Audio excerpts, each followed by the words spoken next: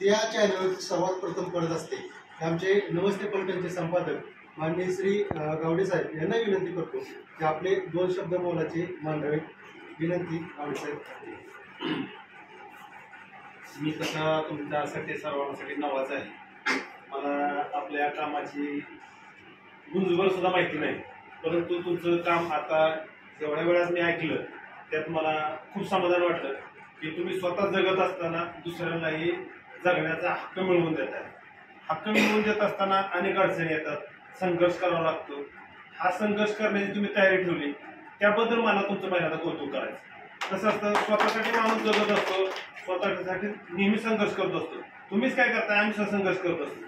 परंतु दुसऱ्याला न्याय मिळवून देत असताना काय संघर्ष असतो त्याचा आम्ही अनुभव गेली 20 वर्ष घेतो. आम्ही सुद्धा इतकं मोठं होताना आम्हाला सहजे झालं नाही. आम्ही काय अशा राजे महाराजांच्या घरी जन्मलो नाही. आम्ही साध्या कुटुंबात, शेतकरी कुटुंबातच जन्मलोय. संघर्ष हा आम्ही सुरुवातीपासून असं आम्हाला ठिसकळत संघर्ष मिळाला. मान सन्मान हा आता मिळायला लागलाय. पूर्वी मान सन्मान हा सोडून द्या, ठराविक लोकांना तो मान सन्मान होता. परंतु तो मान सन्मान मिळवण्यासाठी आम्ही खूप संघर्ष केला. जसं तुम्ही तुमच्या क्षेत्रात संघर्ष केला असा आम्ही आमच्या क्षेत्रात संघर्ष केला. एवढंच शेवट एकच सांगतो की तुम्हाला शेवटपर्यंत किती मोठं व्हा, किती नाव कमवा, किती पैसे कमवा, संघर्ष हा तुम्हाला शेवटच्या श्वासापर्यंत करावा लागतो. जो माणूस संघर्ष करण्याची तयारी ठेवतो तो मात्र निश्चित मोठा होतो. एवढंच बोलून ठेवतो. जय जय. धन्यवाद गावडे साहेब. आपण आपले महत्त्वाचे अनुभव इथे सांगितले, आमचे शेअर केले, त्याबद्दल खूप खूप आभार. यानंतर आमचे सहकारी प्रमोद शास्त्री साहेब यांना विनंती करतो आपले 2 मिनिटांमध्ये मनोगत व्यक्त करावं, कारण प्रत्येकाला काही आहे आणि प्रत्येकाला 2 मिनिट आपण देतो. महाराष्ट्र राज्याचे माननीय अध्यक्ष रणजित भोसले साहेब, आजच्या प्रमुख पाहुण्या जे आहेत सिने अभिनेता नयन मॅडम आणि चेताई दिदी सर, कारण आता मी वयाला मोठा आहे आणि जिल्हाध्यक्ष आमचे नाना, आम्ही रोज एकत्र बसत असतो नाना आणि आम्ही.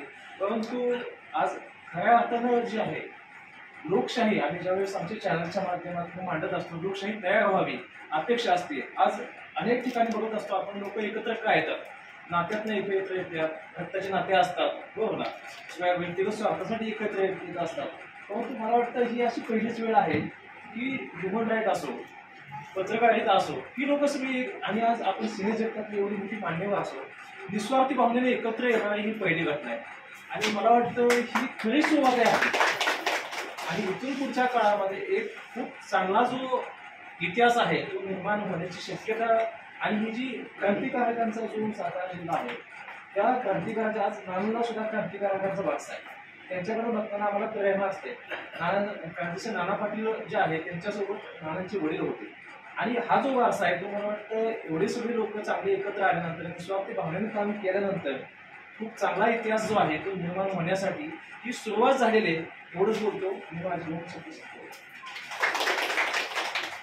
खरं तर अनेक नेते असतील आणि गावडे साहेब अनेक भाषणामध्ये अनेक नेत्यांचं असं म्हणणं ऐकतो की काम करत असताना अनेक तरुणांनी पुढे यावं. त्याचबरोबर आमच्या नयन मॅडम यांनी हे खरं त्यांना जाणवलं असेल त्यांना, आणि त्यांनी कुठेतरी हे पुढं आत्मसात करावं म्हणून त्यांनी त्या फिल्म स्टार आहेतच, फिल्ममध्ये काम करत आहेतच. त्याचबरोबर त्यांनाही वाटलं आमच्या मुलींनी सुद्धा त्या क्षेत्रामध्ये यावं आणि मुलींनी चांगलं काम करावं. त्यासाठी चेरी तुलाही विनंती करतो की 2 शब्द तू आमची human rights foundation of India या संस्थेबरोबर बोलावे आणि तुझा अनुभव शेअर करा. नमस्कार सगळ्यांना. मी ॲक्च्युली अशा प्रोग्रामला पहिल्यांदा येते. एवढा म्हणजे एक्सपिरियन्स नाही आहे. जेवढं तुम्ही जे करताय मानवाधिकारासाठी इन्स्पिरेशन भेटते माहिती, अक्षरशः म्हणजे मला पण काही गोष्टी इथनं शिकायला भेटतात आज. आणि सर्वांना थँक्यू म्हणजे बोलण्यासाठी. नवीन नवीन गोष्टी शिकायला भेटल्या आज. असंच काम तुमचं चालू राहतं. थँक्यू. धन्यवाद. यानंतर खरं तर एवढ्या लांबून आम्हाला जर कुठं जायचं म्हटलं तर 5-10 किलोमीटर जायचं म्हटलं नको वाटतं, परंतु आमच्या बबनराव मधने साहेबांच्या शब्दाला मान देऊन, खरं तर मधने साहेबांनी शब्द टाकला, नयन मॅडमने तो पाळला नाही, त्यांनी त्याला नाही म्हटलं नाही, असं कधी झालं नाही. नयन मॅडम खरं ह्युमन राईट्स फाउंडेशन ऑफ इंडियाच्या अनेक कार्यक्रमाला आपण उपस्थित दाखवली आणि आला तर नयन मॅडम तुम्हाला विनंती करतो की आपलं ही मोलाचं मार्गदर्शन आपण एवढा वेळ देऊन आलात त्यामुळं सविस्तर वेळ घेऊन आपण बोलावं आणि आपलं मनोरंजन करावं. सगळ्यात महत्त्वाची गोष्ट म्हणजे सगळेजण मला ओळखतात बरोबर, पण मला आज तर खूप जास्त आनंद झाला. कारण मला जेव्हा कळालं का त्यांनी सांगितलं की अरे सगळ्यात चॅनलवाले येणार आहेत, त्यांचे बऱ्यापैकी त्यांचा आपण सत्कार करतोय, प्रमोशन झाले त्यांना पण सत्कार करतोय, मला फार आनंद झाला. ॲक्च्युली माझी तब्येत ठीक नाही आहे, I can't speak that actually, पण मला एवढं छान वाटलं की अरे चॅनल म्हणजे डान्स किंवा मूवीज असं दाखवण्यासाठी भरपूर असतं बरोबर आहे सर, पण हे काय करतात ते की ह्युमन राईट्स म्हणजे ते काय करणार आहे, कोणासाठी काय करतायत, त्यांच्यापर्यंत पोहोचायचे, त्यांना सगळं समजून सांगायचे, हे काम आपण इथं बोलून नाही करू शकत. एका ठिकाणी किंवा एका हॉलमध्ये आपण बोललं नव्हतं, पण ते पोहोचणार कसं तिथेपर्यंत, तर सगळ्या जनतेपर्यंत पोहोचवण्याचं काम हे तुम्ही सगळे करता. म्हणजे सगळे एकमेकांच्या पाठीशी कशा आहात, आता सगळ्यांचं बोलणंही मी ऐकते, नेहमी ऐकत असते, पण एकमेकांना सपोर्ट करण्याची जी ताकद आहे ना ती एवढी ताकद मी नाही करू पाहिजे. म्हणजे तुम्ही बाहेर जर मी गेले ना तर इम्पॉसिबल, तुम्हाला एकही मी माणूस सांगू शकत नाही की हा तुम्हाला सपोर्ट करेल. इथं प्रत्येक जण मला मी असं म्हणू नाही शकत की हा सपोर्ट करेल, तो व्यक्ती सपोर्ट करेल, त्यांना जमणार नाही ते नाही असं नाही, हा प्रकारच नाही. म्हणजे जेव्हा तुम्ही सगळे बसता सर तुम्ही जेव्हा बोलता त्यावेळेला म्हणजे ते असं होत असतं की आपल्याच शिरतात, पूर्णपणे त्या व्यक्तीचं ना अक्षरशः तो असा व्यक्ती समोर येतो की ते काय बोलणार नाही यापेक्षा ही व्यक्ती काय आहे हे आमच्या डोक्यामध्ये असतं. अरे काय बोलणार यांच्याबद्दल, ते स्वतःबद्दल तरी काय सांगणार, कारण ते यांचं काम सांगते, त्यांचं काम आपल्याला सगळं सांगून जातं आणि बाकीची लोक त्याच्यामुळे समाधानी होतात. तुम्ही मागाशी म्हणाला की आम्ही त्या लोकांचं 3 लाख रुपये घेऊन घेण्यासाठी काम केलं बरोबर, ते 3 लाख महत्वाचे नाही आहेत, पण त्यांच्यासाठी तुम्ही जे झगडलात ना, त्यांच्यासाठी तुम्ही त्या ठिकाणी गेलात ना, हे फार महत्वाचं होतं. तरी वेळ मिळाला तर त्यांना विचारायचं तुम्हाला मी आल्यापुढे छान वाटलं की ते 3 लाख मिळाल्यामुळे ते नक्की त्या 3 लाखाचं त्यावेळेला महत्व नसेल, त्यावेळेला ते तुमच्या वेळेचं महत्व असतं की तुम्ही त्यावेळेला ठामपणाने त्यांच्या मागे उभा राहणार.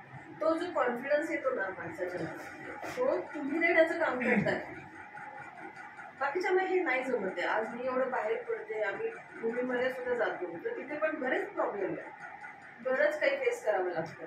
न्यू कमर्स तर फार जास्त प्रमाणावर प्रत्येक जणांचं म्हणणं असतं की मला ते आलं पाहिजे, मला ते मिळालं पाहिजे, माझ्याकडेच ते क्लिअर झालं पाहिजे, ही गोष्ट असते आजपर्यंत सगळीकडे. तुम्ही पण आज एवढे सगळेजण रिस्पेक्टिव्ह पीपल आहात, सगळ्यांनी अनुभवलेलं असेल हे सोडून बाहेर गेल्यानंतर पण मग त्या लोकांची सुद्धा मतं बदलण्याचं काम कदाचित तुम्ही करताय आणि चॅनल बनवतो. मला फार आज छान वाटतंय तुमच्याबद्दल बोलायला की तुम्ही ना इतक्या सुंदर गोष्टी मांडताय ना लोकांसमोर अतिशय प्रभावीपणानं की बाबा हे तुम्ही जे करताय तिथं आपलं काम काय चालू आहे आणि तुमच्यासाठी काय घेऊन आलोय, तुमच्यासाठी काय येऊन ठेवलेलं आहे, या सगळ्या गोष्टी त्यांना दाखवताय जे साधारण लोकांना माहीतच नाहीये की माझ्यासाठी काय चांगलं आहे. तुम्ही मगाशी बोललात सर या हॉस्पिटलबद्दल, अगदी बरोबर आहे. तेच हॉस्पिटल नाही, तुम्ही कुठल्याही हॉस्पिटलमध्ये बघा, तो व्यक्ती कितीही सिरियस असेल ना, पेशंट कितीही सिरियस असू दे, घरातले रडो काही करो किंवा अर्ध्या तासामध्ये तो मरणार असतो, ऍडमिट करत नाही जोपर्यंत पैसा त्यांच्याकडे तुम्ही धरत नाही. त्यांना सगळं सांगा तुम्ही की 5 मिनिटात पैसे येत आहेत, जमा होत आहेत, तुम्ही ट्रीट करायला चालू करा, कोणीही विचार करत नाही. आणि त्यांना फक्त हे असतं की तुम्ही पैसे भरा, त्याच्याशिवाय आम्ही करणार नाही. हे नियम लावलेत कोणी, तर याचा थोडासा विचार खरंच करायला हवा. तुमच्या थ्रू होऊ शकतो सर, तुम्ही काही करू शकता, अख्खा महाराष्ट्र तुम्ही हलवताय ना तर तुम्ही त्या गोष्टी खरंच करू शकताय. म्हणजे एवढं छान होईल ना माणसांना, त्यामुळे बराचसा दिलासा मिळू शकतो. त्यामुळे या गोष्टी जेवढा करायला आम्ही तर बरोबर आहोतच, कारण या गोष्टीमध्ये मला फार आनंद मिळतो. कदाचित काही टेन्शन मधनं फ्री होऊन आम्ही इथं येतो आणि काही गोष्टी शिकतो. जसं चेरी बोलली की बाबा रे छान काही काही शिकायला मिळते, तिच्या तोंडून कारण आपल्यामध्ये ती लहान आहे आणि तिला जर ही गोष्ट समजते म्हणजे फार मोठ्या प्रमाणावर. आणि खरंच छान वाटते. आज मला बोलवलं तुम्ही इथे. नेहमी बोलवता, नेहमी चांगल्या गोष्टी करायला होता. मी आपल्याला म्हणू शकते तुम्ही कार्यक्रम करा, मोठे करा कार्यक्रम अजून. तुम्ही जसे करत होता तसेही करा. आम्ही तयार आहोत, कुठल्याही गोष्टीला आमचा सपोर्ट करणार आहे. आणि या गोष्टीबद्दल मला आज खूप छान म्हणजे मी शब्दातच सांगू शकत नाही आज. पण सगळ्यांचं मनापासून अभिनंदन. सगळ्यांच्या पाठीशी आम्ही असणार आहे. जेवढं आम्ही करू शकतो तेवढे आहोत. त्याच्यामुळे सगळ्यांचं धन्यवाद आणि सगळ्यांना थँक्यू व्हेरी मच. धन्यवाद मॅडम, आपण अतिशय मोलाचं मार्गदर्शन आमच्या टीमला केलं. खरं तर छत्रपती शिवरायांच्या सैन्यामध्ये अनेक सैन्य होते. बेडजी नाईक असतील, तानाजी मालुसरे असतील, त्याचबरोबर अनेक सैन्य असतील. ते सैन्य त्यांच्या काळामध्ये होते ना, परंतु आत्ताच्या काळामध्ये आपले सुद्धा अनेक मावळे आहेत. खरं तर त्यांचंही कार्य खूप मोठं आहे. आमचे बेंद्रे साहेब असतील, मगदे साहेब असतील, इकडे पोकळे मॅडम असतील, गणवट साहेब असतील, इकडे एस साहेब असतील, गुंजर साहेब असतील, हलदार साहेब असतील, यांचं कोणाचंही काम कमी नाही. खरं तर एवढ्या मोठ्या तालुका असेल, जिल्हा असेल, या राज्यातल्या अनेक लोकांना एकत्रित ठेवणं हे खरं तर सोपं काम नाही. अनेक लोकांचा अनेक विचार वेगळे असतात. मी म्हणेल हे काम करायचंच नाही, हा म्हणतो ते करायचं, हा म्हणतो ह्या वाटेने जायचं, तो म्हणतो त्या वाटेने जायचं. परंतु ह्या सगळ्यांना एका वाटेने घेऊन जाणारा वाटाळ आहे म्हटलं तर सगळ्यांना एकत्र ठेवणारा माणूस आमचे महाराष्ट्र राज्याध्यक्ष माननीय श्री रणधीरजी भोसले साहेब आहेत. हे आपल्या सर्वांना माहिती आहे. आणि भोसले साहेबांचं काम काय आपल्या सर्वांना माहिती आहे, मॅडमला सुद्धा माहिती आहे. रणधीरजी भोसले साहेब आपल्याला विनंती करतो, आपण खरं तर आपले सगळे सहकारी ओळखीचे आहेत, परंतु पुन्हा या सर्व सहकार्यांना एक नवीन ऊर्जा आणि नवीन एक प्रेरणा आणि नवीन काहीतरी ज्योत पेटावी असं मार्गदर्शन आपण करावं विनंती करतो भोसले साहेब.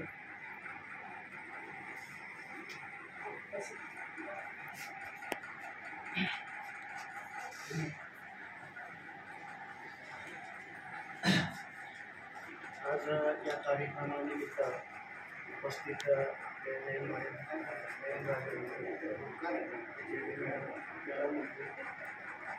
आपले कमिटीचे जिल्हाध्यक्ष मंत्री साहेब, गाव कमिटीचे अध्यक्ष खासदार साहेब, तालुका कमिटीचे गुंजोटे साहेब, तालुका कमिटीचे सेक्रेटरी सुखीलभाई गवडे साहेब,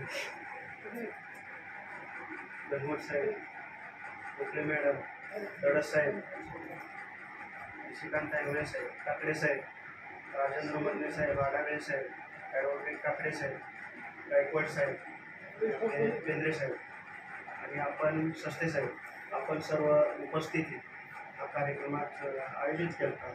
आणि प्रथमतः आपल्या सर्वांचं त्या कार्यक्रमाला उपस्थित राहिला आणि आपला वेळात वेळ काढून आपण इथं या कार्यक्रमाला एक शोभा वाढवली, त्याबद्दल मी प्रथम महाराष्ट्राध्यक्ष या नात्याने आपल्या सर्वांचं आभार मानतो आणि 2 शब्द मी माझं मनोगत व्यक्त करतो. आज वास्तविक हा कार्यक्रम असा होता की आपल्या कमिटीमधले काही पत्रकारांचे जिल्हा कमिटी डिजिटल मीडियाच्या संघटनेमध्ये एक निवड झाली आणि त्यांची नेमणूक झाली, म्हणून त्याचा एक सत्कार, एक कौतुक घरातून कुटुंबातून व्हावं हा या मागचा उद्देश होता. पत्रकार मग तो प्रिंट मीडियातील असो, डिजिटल मीडियातील असो, तो पत्रकार म्हटला की तो पत्रकार. या भारताच्या लोकशाही पद्धतीने आपल्या राज्यघटनेच्या नुसार कामकाज चालले आहे, त्याचं एक प्रतिबिंब म्हणून काम हे पत्रकारांच्या माध्यमातून केलं जातं. आत्ताच या ठिकाणी उपस्थित झालेले भोसले साहेब यांचंही काम मीडियाच्या माध्यमातून चांगलं चाललेलं आहे. आपलंही उपस्थित झालं म्हणून मी एक राज्याध्यक्ष म्हणून आपले आभार मानतो. तर समाजाचं एक प्रतिबिंब, आरसा दाखवण्याचं काम या ठिकाणी पत्रकारितेच्या माध्यमातून केलं जातं. त्याच पद्धतीनं ज्या समाजामध्ये जे काय चाललंय त्याचं एक तयार करून निर्मितीच्या माध्यमातून एक पडद्यावर म्हणा किंवा एका TV वरती म्हणा किंवा मोबाईलवरती वेबसिरीजच्या माध्यमातून एक प्रतिबिंब दाखवण्याचं काम या चित्रपट केलं जातं. या चित्रपट आणि पत्रकार दोघांचा समन्वय आरसा म्हणून या त्याचा घटक म्हणून आपण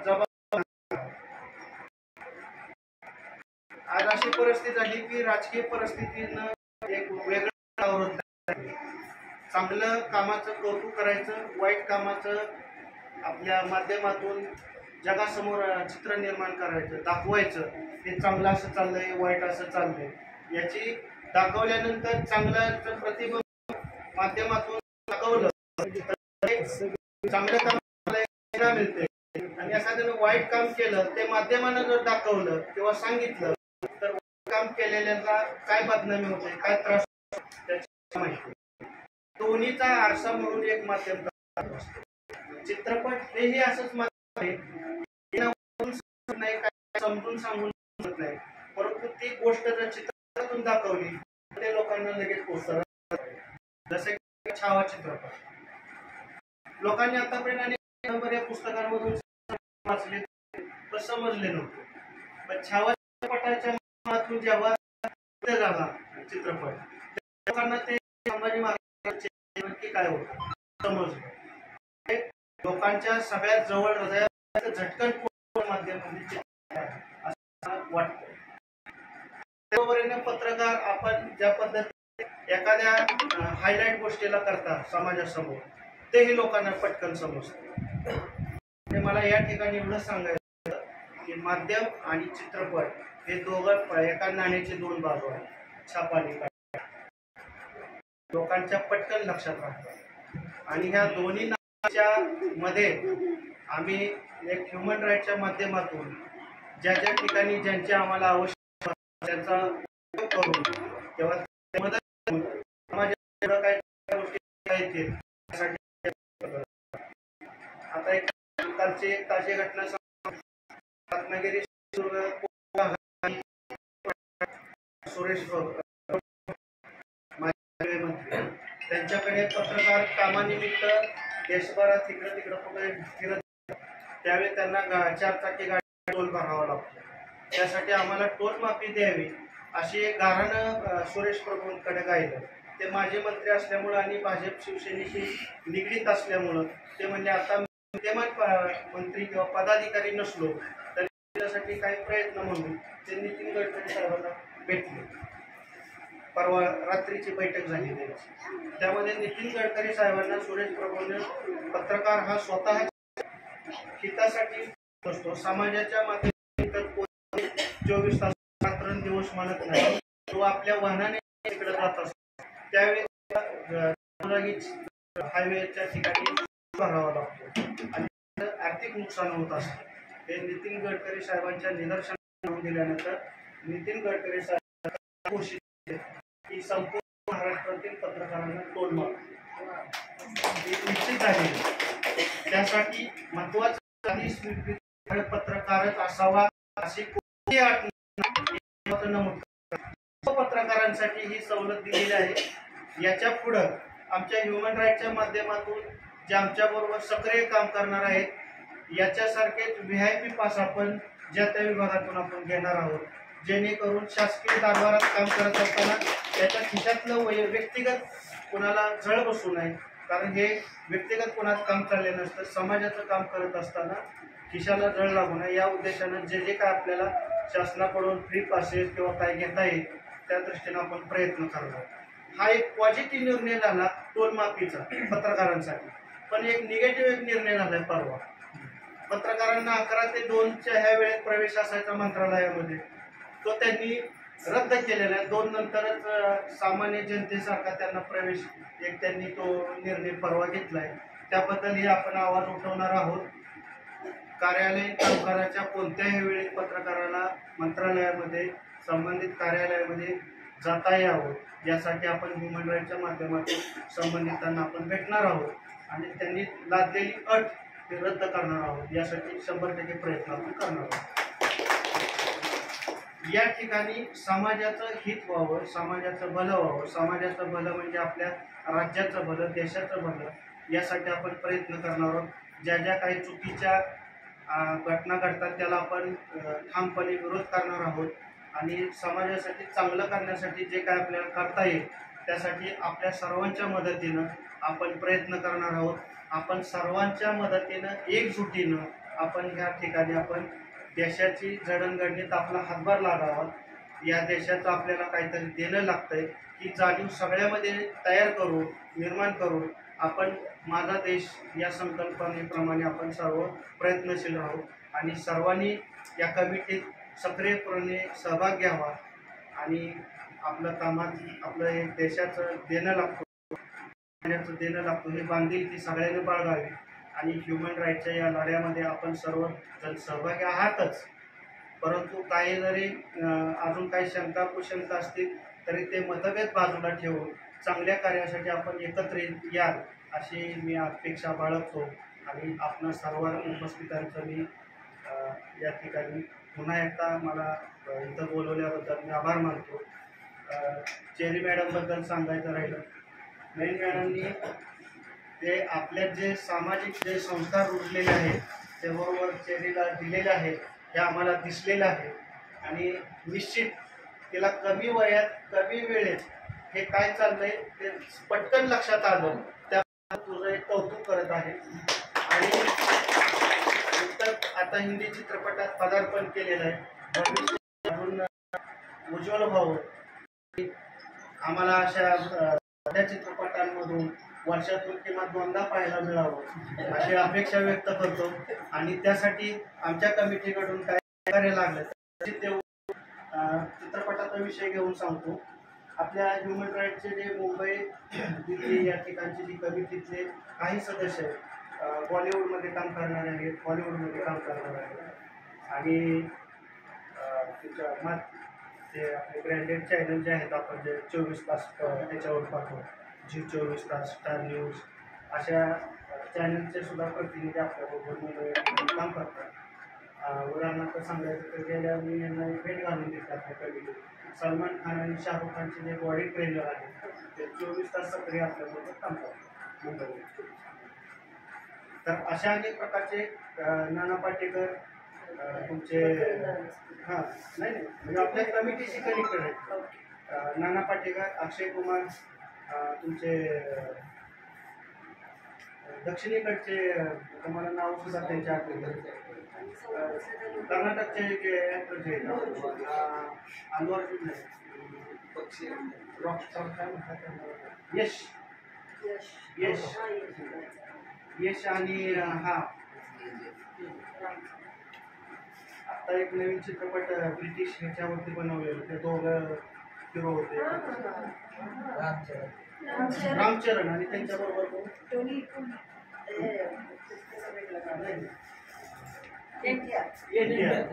NTR आणि तुमचे यश ही दोघं आपले ह्युमन राईटचे सक्रिय कार्यकर्ते कर्नाटकचे ते चालू. म्हणजे सांगायचं तात्पर्य आहे की मीडियामध्ये चित्रपट क्षेत्रातील अनेक लोक आपल्याबरोबर प्रत्येकाला सामाजिक काम करण्याची आवड आहे. त्यात तुम्ही आमच्याबरोबर सहभाग झाला तुमच्यापेक्षा आम्हाला आनंदाची असतो. तर असंच आपलं या कार्यक्रमाला ह्युमन राईटच्या अनेक उपक्रमांमध्ये आपला सहभाग राहावा आणि आपण सर्वजण पुन्हा एकदा उपस्थित राहिला त्याबद्दल आपणा सर्वांचं मी आभार मानतो. एवढं बोलून माझं मला संपवतो. धन्यवाद जोशी साहेब.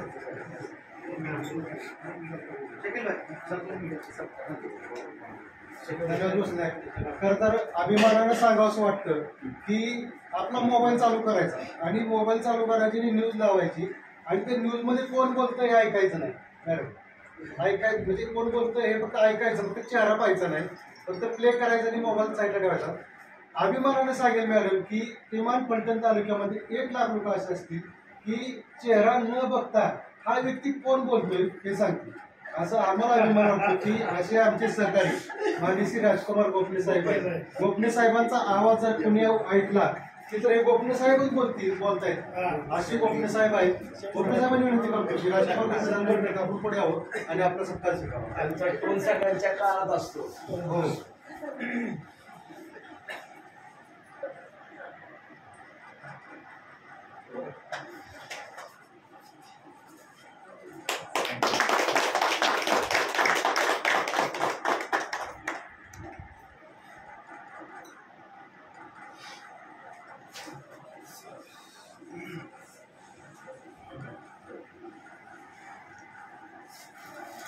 मगाशीच हा विषय सांगायला पाहिजे आमची अशी चर्चा झाली किंवा नवीन मॅडम आपल्याशी पहिल्यापासून कॉन्टॅक्ट केली म्हणजे साधारणपणे 7 वर्ष झालं आपल्या मानवाधिकार संघटनेला मदत करत असतात तर त्याच्यामुळं त्यांना आमच्या human right foundation of India केंद्रीय म्हणजे जे आमचं जे वरचं जे एक मंडळ आहे भारत लेवलचं त्याचा एक स्त्रीरत्न पुरस्कार आम्ही आमच्या पद्धतीने शिफारशी केलेल्या आहेत परंतु जास्त शक्यता त्यांना नवीन मॅडमला मिळण्याची शक्यता आहे परंतु त्यांना मुंबई किंवा कुठं बोलणं तिथं जावं लागेल एवढी तुमची आठ असते आणि मोठा सन्मान असतो तर ती शक्यता त्यांना जास्त करून मिळण्याची आहे किंवा मिळेल काय नसेल तेच आमचं चाललंय प्रयत्न चाललाय तर ते मिळेल अशी अपेक्षाच होती मध्ये साहेबांनी विषय छेडला मी आता बोलणार नव्हतो तो परंतु नयन राजे मॅडमना राष्ट्रीय स्तरावरती ह्युमन राईटचा स्त्रीरत्न पुरस्कार दिला आहे असं मी आताच घोषित केलं काही अडचणी निश्चित केले आम्ही नाव फक्त देशातल्या कोणत्या राज्यामध्ये तो कार्यक्रम होईल याची मला फक्त नाव सांगता येणार नाही तो कर्नाटकमध्ये होईल गुजरातमध्ये होईल मुंबईमध्ये होईल किंवा उत्तर प्रदेश दिल्लीत कोणत्या राज्यात होईल मला सांगता येणार नाही कारण कार्यक्रमाची रूपरेखा ज्यावेळेस असते ज्या ठिकाणी ठरेल त्या ठिकाणी आपल्याला स्त्रीरत्न पुरस्कार राष्ट्रीय लेवलचा देण्यात 100% येईल याची मी खात्री देतो.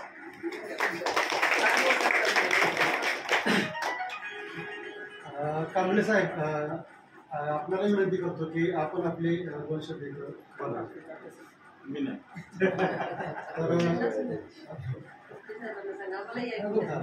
खरं तर राजकुमार गोपने साहेब आपला आवाज आम्ही मोबाईलच्या बातमीच्या माध्यमातून ऐकत असतो पुन्हा एकदा विनंती करतो की आपल्या मोलाचं मार्गदर्शन इथं बोलावं असं विनंती करतो राजकुमार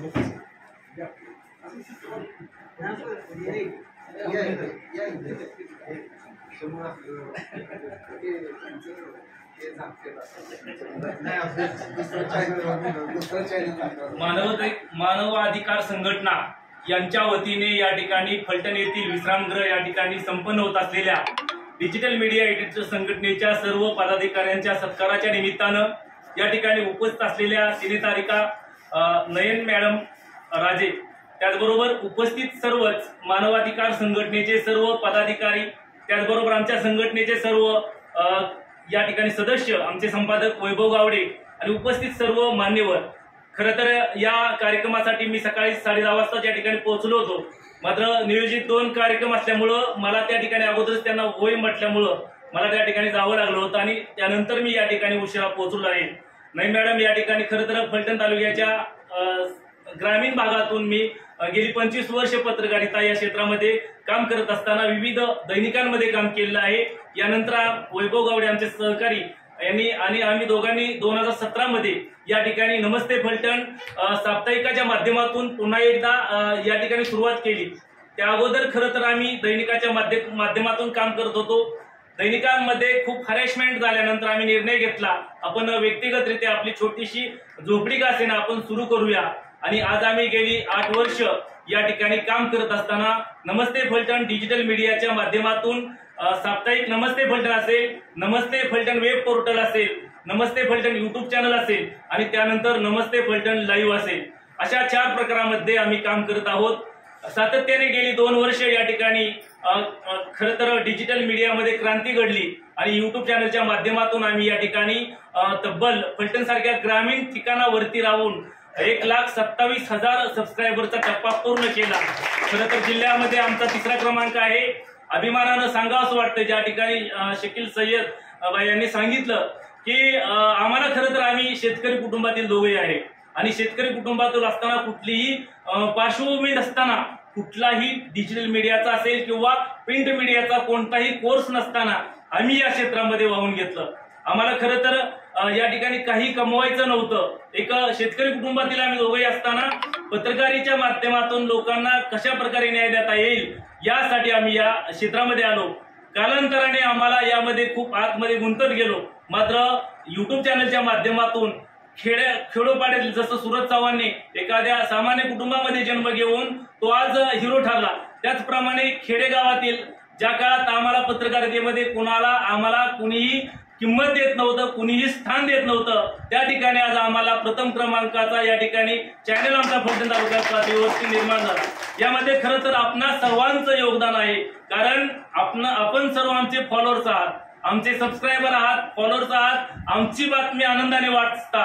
यामध्ये खरं तर आम्ही कष्ट घेत असताना 12-12, 14-14, 15-15 तास या ठिकाणी या चॅनलच्या माध्यमातून कष्ट घेतो आणि कुठलीही जाती भेद न मानता, कुठलाही धर्म न मानता, कुठलाही पक्ष संघटना न मानता सर्वांना समान न्याय देण्याची भूमिका नेहमीच आम्ही देत आलेलो आहोत. यामध्ये आम्ही कधी कमी पडलो असेल, कुणाला वेळ द्यायला कमी पडलो असेल, मात्र कुणावरही अन्याय होऊन दिला नाही.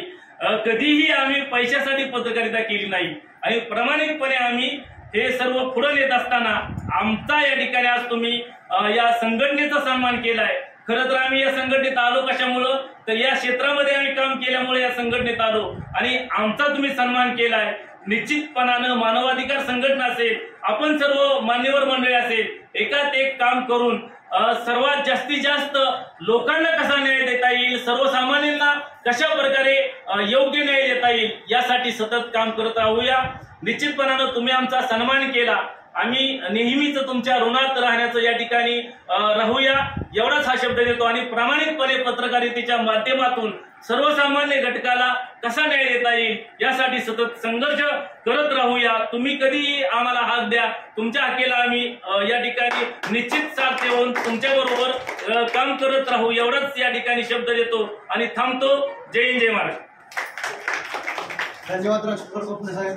पुन्हा एकदा तुमचा आवाज ऐकून एक बॅटरी चार्जिंग झाली आम्ही आणि सारखं चार्ज होतच असतं तुमचा आवाज ऐकून. तर आता कोणाला बोलायचं काही राजनपणी तर पोकळे मॅडम यांना विनंती करतो की आपण पुढे यावं आणि आभार मानावे कार्यक्रमाची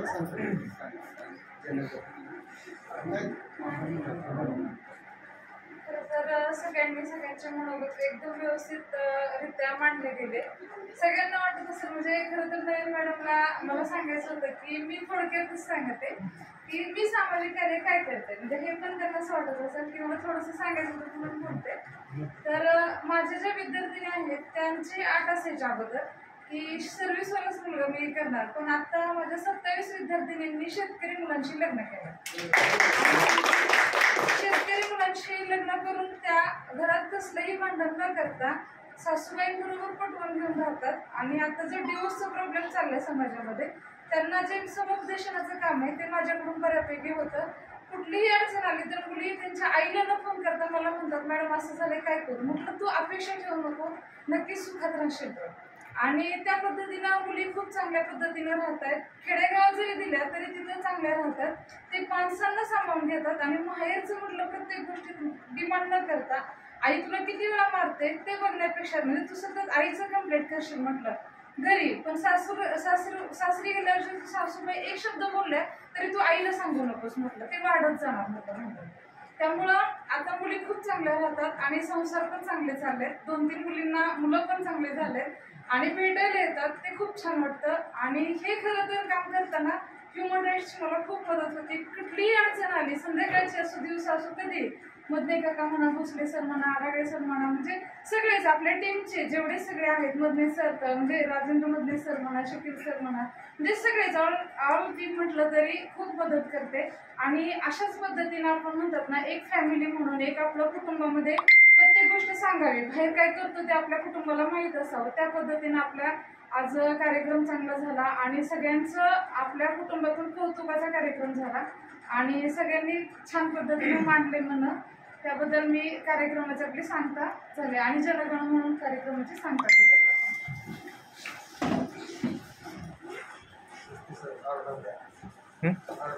एक साथ राष्ट्रगीत शुरू कर. नायक जय हे भारत भाग्य विधाता, पंजाब सिंध गुजरात मराठा द्राविड उच्चल वंग, विंध्य हिमाचल यमुना गंगा उच्चल जलधि तरंग, तव शुभ नामे जागे, तव शुभ आशीष मागे, गाये तव जय गाथा जनगण मंगलदायक जय हे भारत भाग्य विधाता जय हे जय हे जय हे जय जय जय जय हे भारत माता की जय।